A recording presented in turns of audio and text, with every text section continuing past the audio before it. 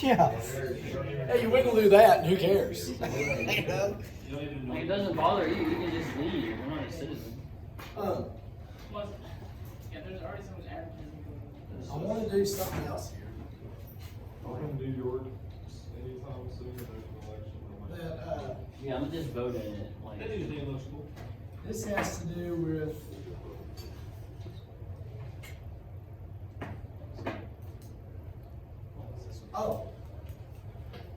convicted murderers, sex offenders receive COVID stimulus checks while in prison.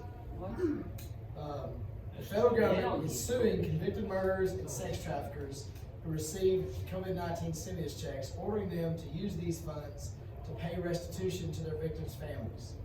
Senate Republicans cried foul last week after it was revealed that Boston Marathon bomber, whatever his name is, Sarnoff, received a $1,400 stimulus check, which was signed, Senators Bill Cassidy from Louisiana, Tom Cotton from Arkansas, and Ted Cruz from Texas offered an amendment on the floor. This is back in March, the last COVID checks they put through, to block checks from passengers, from prisoners. So they knew this was going to happen, and they said, "Hey, let's not do this." Well, on a party line vote, 49 to 50, it failed. Every Republican said no, let's not send these checks to prisoners, and then every Democrat said yes, go ahead. Wait, so they're still like in prison? Yes. What do they do with the money? I don't know. Because they bought crap or? that's how they can live stream in prison now. Yes. They bought. Yeah, they got new HD flat screens. The previous They got the new coronavirus iPhone. relief bill lacked any language barring imprisoned felons from receiving stimulus checks. Yeah, I need to go to prison. I need a new iPhone. So, there's some wasteful spending out there. Yeah. We could have used that money to help with whatever they do. All right, we'll finish these questions today. We'll have a quiz tomorrow. I didn't think today would be. Today's not. If you were semi-interested in what we talked about the last couple of days, or it felt like it was useful someday, this one is a little notch less, but it's still good stuff. But it's more tired than. You're going to hear the word policy today, which is it's just a shutdown word, but we'll make it. Did we get to? We're on 13. Okay, we'll go on here. Go ahead and say federal debt today is 30 trillion.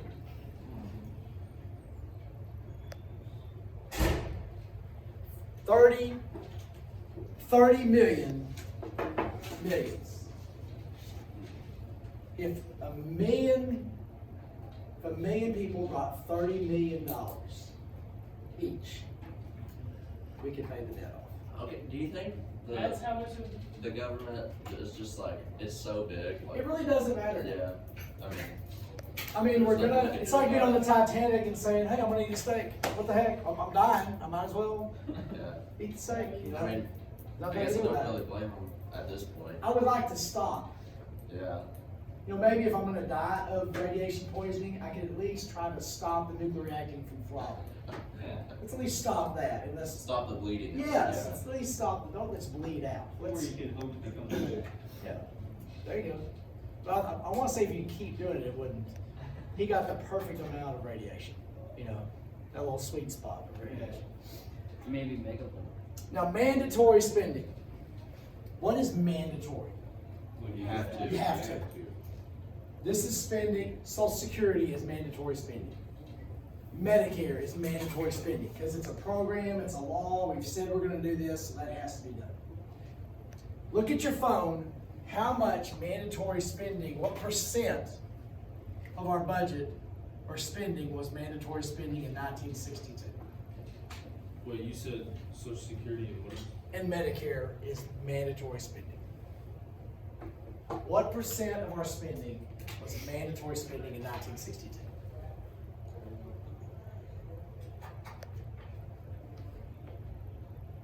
I want you to see it yourself and not just hear me say it. And say, I don't trust that guy. I represent the government, so I don't trust them. Less than 30%. Okay. Of all federal spending. A little less than 30%.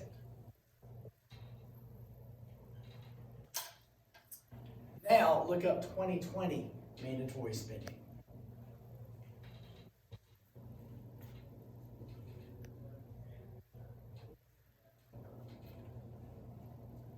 Almost 60 years later. So, of the budget, Yeah. 30% of our budget, 1962, was money that was already spent. How much is already spent by the time we get to 2.7 trillion. I don't. It doesn't. It's about 65%. Oh yeah, this one says 61.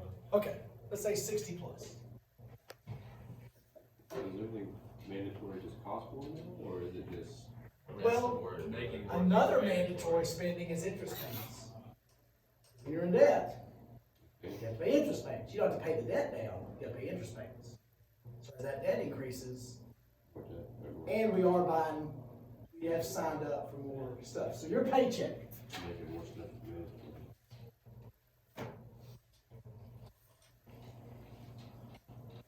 right? Pacer, last summer when he got his paycheck, did he have rent? No. Did he have to buy food? No. No. We provided that. So he doesn't have much mandatory spending. If you get paid, let's say you get paid $2,000 a month, you're gonna have to pay some kind of rent, some kind of transportation, let's say some kind of car payment, some kind of insurance. The more things you've signed up for, buy, and say like credit cards, okay? Anything you're making payments on, that's mandatory spending. You've already spent that money. It's not available. The more mandatory spending you have, the less money you got. You're pre-spending money. And obviously we have pre-spent, we only have 40-something% of our federal money to spend. Because it's all taken. So mandatory spending is have to. Discretionary, if it's at your discretion, what can you do? Choose not yet. You can choose. So we have like 40%. Teachers, you Part may of not that post attendance. is military Thank you. spending. Military spending is discretionary. Whatever's left over, it's at your discretion.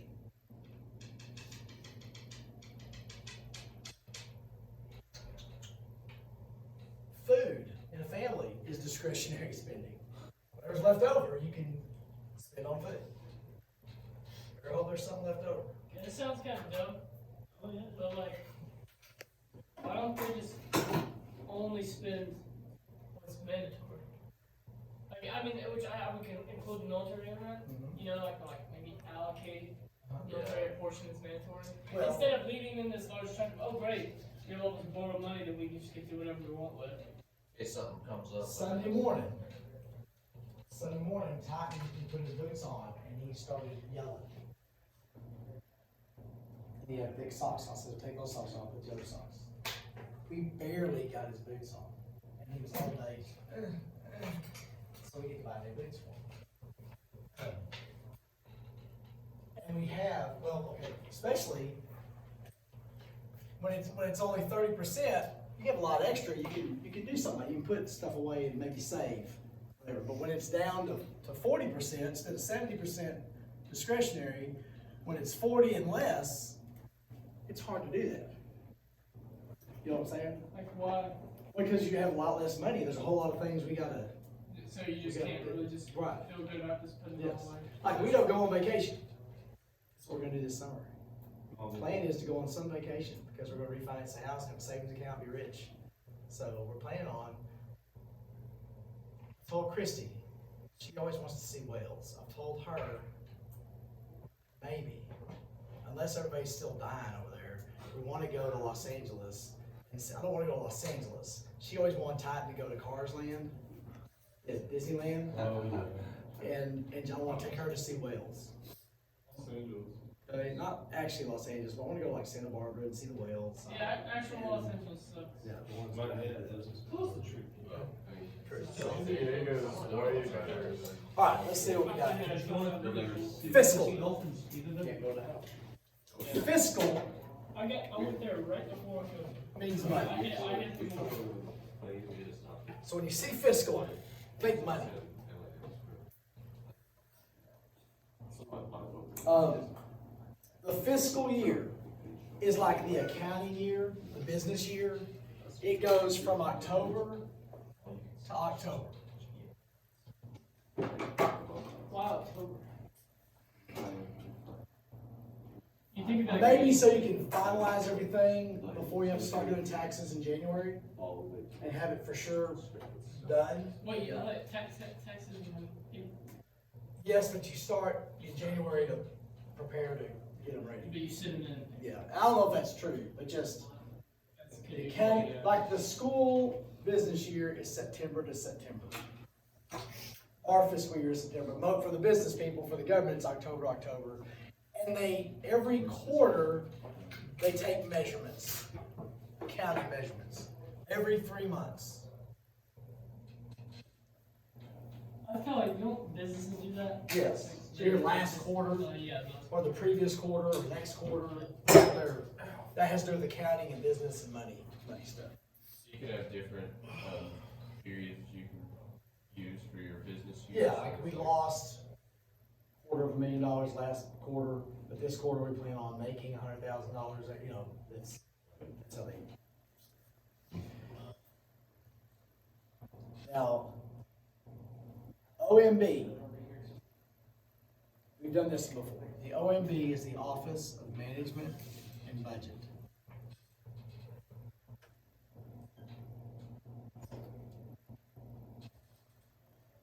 They work in the West Wing. That's boring. Yes. And there's a ton. Their job is to come up with budget proposals to Congress. Doesn't know No. any budget, billions of dollars. And you gotta make sure you include everything. Yeah. Like when they make it like if they're like negotiating with the two sides of the hour negotiating, do they actually go down to like $1, or do they just like round it off to like the nearest million since they're spending so much money anyway? More like rounded off to the nearest million. Yeah, that's what. Because they don't care. It's not their money. Yeah. And there's gonna be more of it. That is kind of annoying. The government's a junior high track meet. Yeah. That's pretty And if you have $5, how much are you gonna spend? $5. Well, and like, I guess in their defense, you can't really do a whole lot with $1 million. We're talking about large scale. And then when you It's think just about monopoly if money. you think about saving $1 million, you can't really do much either when Yeah. you're 30 trillion. It's really not. The too large of a scale. Now stay with us here. I know this is crap. Stay with us here. This is partisan. Paying this size. Understand. What's partisan mean? Thank you, got this. Partisan. What's partisan mean? They work in the West Wing. They're partisan. So it means that they have a party. They're the biased. president's. Okay? They work for the president. So right now, the Office of Management and Budget is pro-democratic, pro-president. The people that work there may not be political. They're not elected. But the office itself. But the office itself is working for what the president wants. So you're an accountant in there. Mainly, it's a bunch of accountants. And I guess if you're talking about spending money on abortions, you might could walk out and get another job somewhere if you don't like it. You know what I'm saying? But it's a partisan group. The Congressional Budget Office.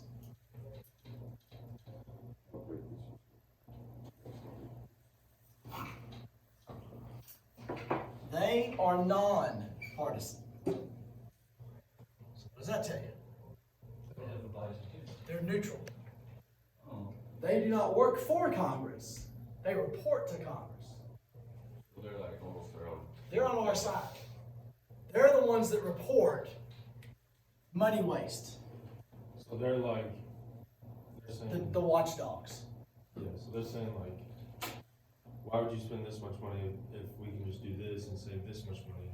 Yes, sir. When something's proposed, let's say the president proposes something and say, this is gonna save $20 billion over the next 10 years. The Congressional Budget Office will come in and say, hold up. No. It might save $5 billion. or it might cost us this much. They're honest. So they They're on, they report, they're they the people report to that- Congress. They're the hated Who people. are they under? they're their own independent group. Oh, so then. I don't know how they get their, I don't know who appoints them, Yeah, or how they get their job, but they're independent, they're not under anybody. Okay, They don't It's a work. government group, but they're not working for either side. they're not like appointed by anybody, or I guess, or, because, I would Do say, they work at the White House? I would assume that Congress appoints them because I would think so. if Congress appoints them, then it would be partisan because both sides. Maybe they appoint the leader and then they get to hire who they want. yeah, Or like maybe like a subcommittee appoints them. yeah, I don't know if it's like a Do they work at department, the White House? No. like it's like a department, all the departments are all, Yeah, they have offices. basically. Yeah, they report to me. How are CBO members chosen? The Budget Act specifies the CBO's director is to be chosen without regard to political affiliation. CBO has 10 directors and several acting directors. The rest of the CBO's staff is appointed by the director, solely on the basis of professional competence. So, they do appoint, if Congress appoints this person, it's just based on They're good. accounting, you know, not, you vote for Biden in the last election. Because they can hire whoever they want. Yes, and they're honest. We can trust them. They're way more honest than anybody in Congress. It's not saying much. Hey, let's just start. Now, the fiscal policy, what do you know about fiscal? Money. Fiscal policy involves governments taxing and spending.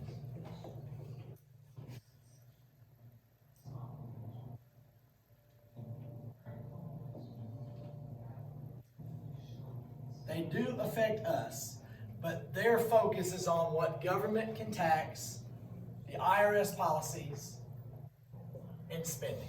What the government taxes and spends. Yes, that's fiscal policy. So if they change the tax rates, that's fiscal policy. If they vote on a budget item, that's fiscal policy. It does affect us, but we are affected, taxes do affect us, but it's not focused on us, they're focused on the government. Monetary policy. What's monetary mean? Money. Monetary policy affects our ability to buy stuff.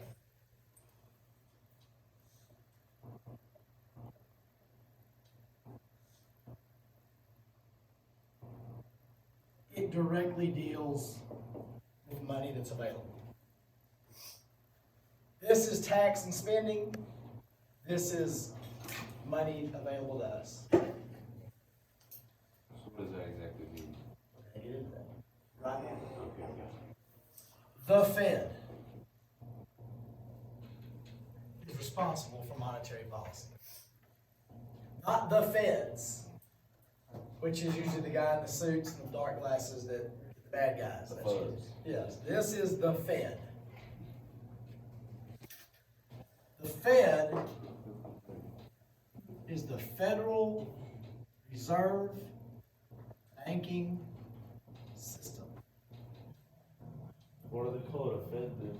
The Fed. Way short. Oh. The Federal Reserve. It's called the Fed.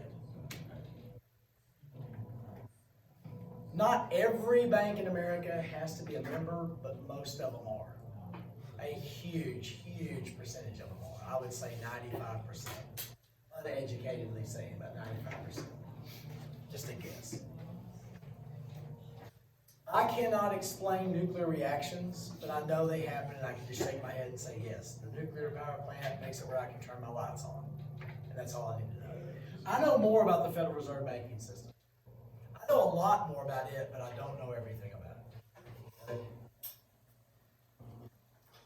I could go to work at the Federal Reserve banking system and probably figure it out. I couldn't go to work at a nuclear power plant. Thank God for that. I'd be Homer Simpson. There are 12 districts. Our country is broken down into 12 districts. Each district has a Federal Reserve bank. There's other banks within that district, but there's a main branch. You could not go to the Federal Reserve and set up a checking account. It's not that kind of bank. It's the bank's bank. Okay, it's not for us, it's for the banks. The bank that they're running. They regulate the banks. They really are in charge of our economy. They run our economy. They're the engineers of the train, the economic train. I've never said that before, but that's a really good, I'm really proud of that. That is true. They're the engineers. What do engineers do? They speed, no, the train engineer. They speed it up and slow it down. That's what the Fed does. There's three things the Fed can do, monetary policy stuff, to affect our money. One is the reserve requirement.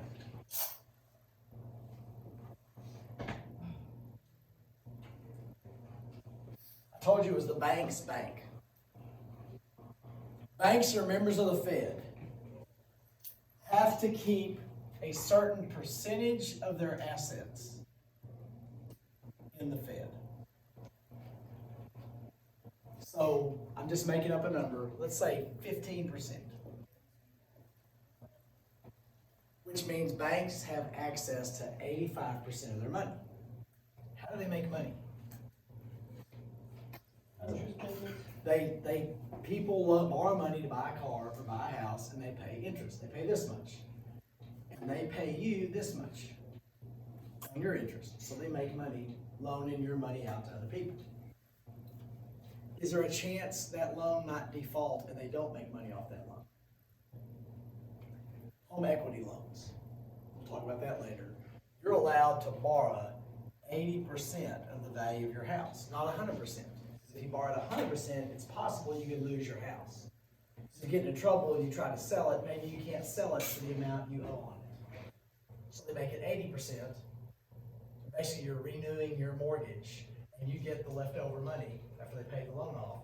And they don't let you borrow more than 80% because they don't want to lose your house. They make banks keep this much in the bank, in the Fed, so you don't lose all your money, so you don't go under. It's to protect bank customers. Does that kind of make sense? So that, like, if I put money in a bank and somebody else is borrowing, that's using my money, blows it or whatever, I'm insured because a certain percentage running to the Fed. They're not going to go under because they can't So loan that's all their like- money out. What's like the federal credit union? That's a different thing. That's a bank.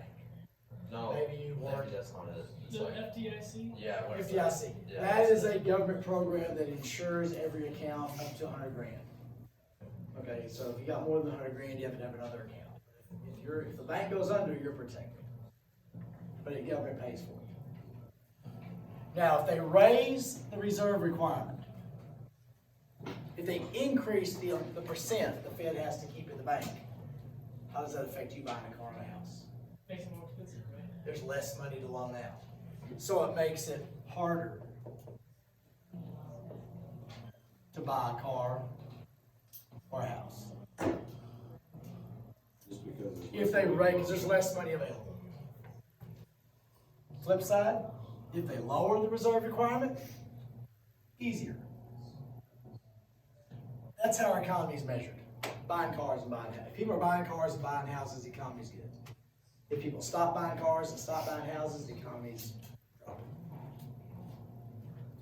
Honestly, I've never heard of this happening. Doesn't mean this doesn't happen very often if it does, but it's possible. The big way they affect money supply is interest rates. They determine the interest rate percentage. Right now, it's somewhere around 4% probably. The prime rate is what it's called. And on the news, you'll hear every quarter, every 3 months, the Fed has raised interest rates 1/4 of 1% this quarter. So they might raise or lower it, or they might do nothing with it. If they raise the interest rate, what's that mean for you buying a house and buying a car? More money, because more money to pay back. It's more expensive and harder to get a car and a house if they raise the interest rate. Now, is that interest rate, is that mandated for all the banks drift. That's what they charge the banks, So the banks are gonna charge a little more. maybe a little more. So they charge the banks 4% on all the money that they have, that 15%, right? No, this is separate. Okay, This is separate. This is like on your car deal. right. Your interest rate is going to be determined by how much the Federal Reserve is saying the interest rate Yeah, is. so they're gonna say 4%, so when I go buy a car, the bank's gonna charge me, 4.25, so they can make some money. Now, let me stop talking here because now I'm getting talking out of my butt. I don't know, there's several different interest rates. One of them is what the Fed charges, one of them is what banks charge each other, and one is what banks charge customers. And I know they compete a little bit. I don't know if the prime rate is what the Fed charges, or if it's just the limit that banks, this is what you, Wait, are the banks borrowing from the Fed? sometimes. Is that, so why are they paying interest if they're not borrowing? Are they Well, paying that's what they're interest? making, they're making money off of it, so I don't know that this is what they're having to pay. I think this is, the Fed tells them, here's what you can charge. 4%. And I don't know what the number is, I'm making up. Why numbers. is prime rate 4%, not like 2%? Well, sometimes they've lowered it, and it has been like 2 or 3% before. I'm just making up numbers where I'm thinking it is right now. For like the last 15 years, interest rates have been as low as they can be. In y'all's lifetime, they're gonna creep up. Because I've been told by people that are money people, the low interest rates help fuel inflation, which is not good. So for the rest of our lives, we can't have low interest rates. When I was in junior high, interest rates were double digits. The prime rate was double digits. Some people were paying a lot more for borrowing money on a house. But if they raise the interest rates, it makes it more expensive, harder to buy a car and a house.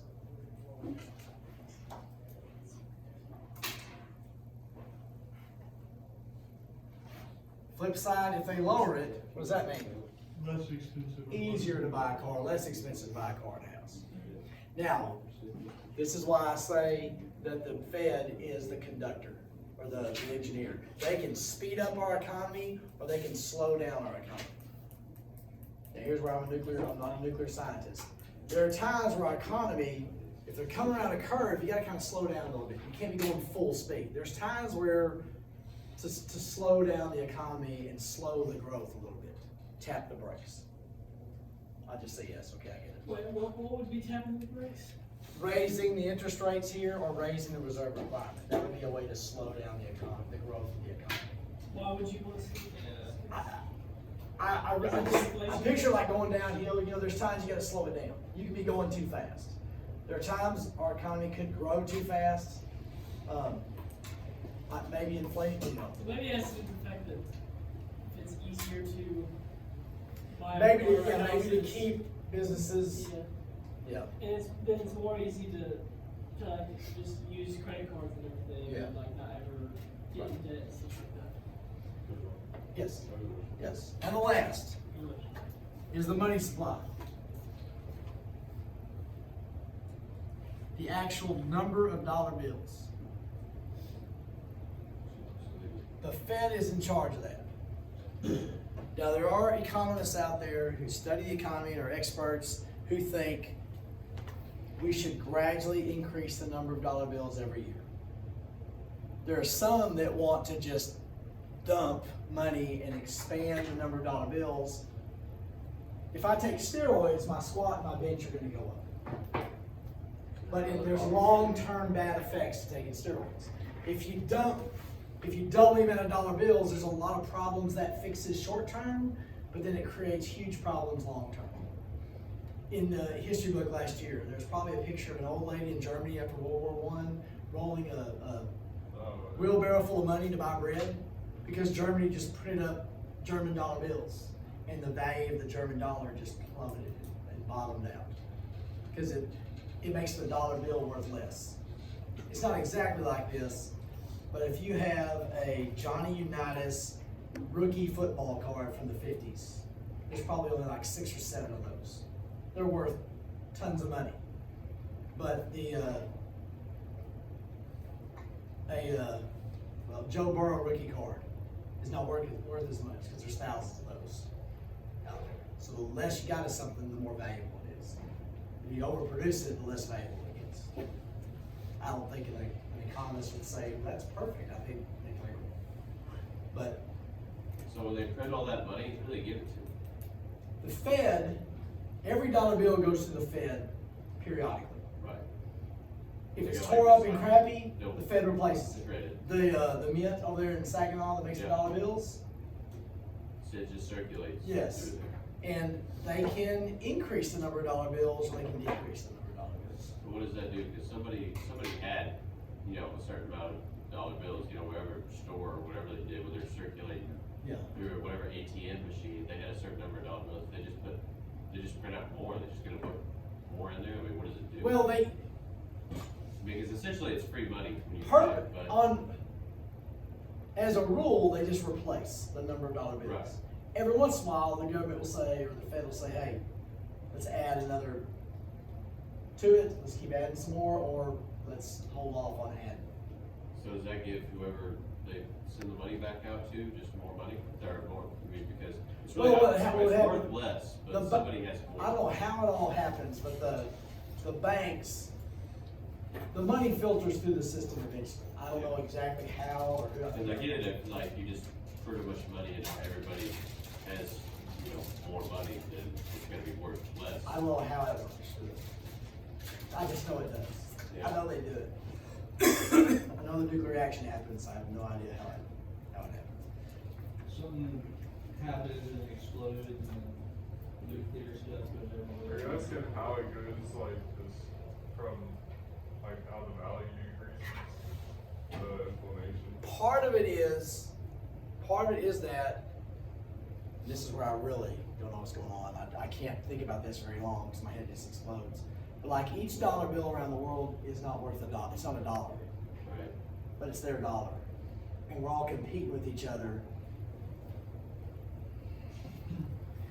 I guess in football, there's different sized people. Teachers, Everybody's you trying to have score 5 minutes touchdowns. left to post No, attendance. that's bad, forget that. Thank you. But I really don't, I get it, but I don't understand the whole value.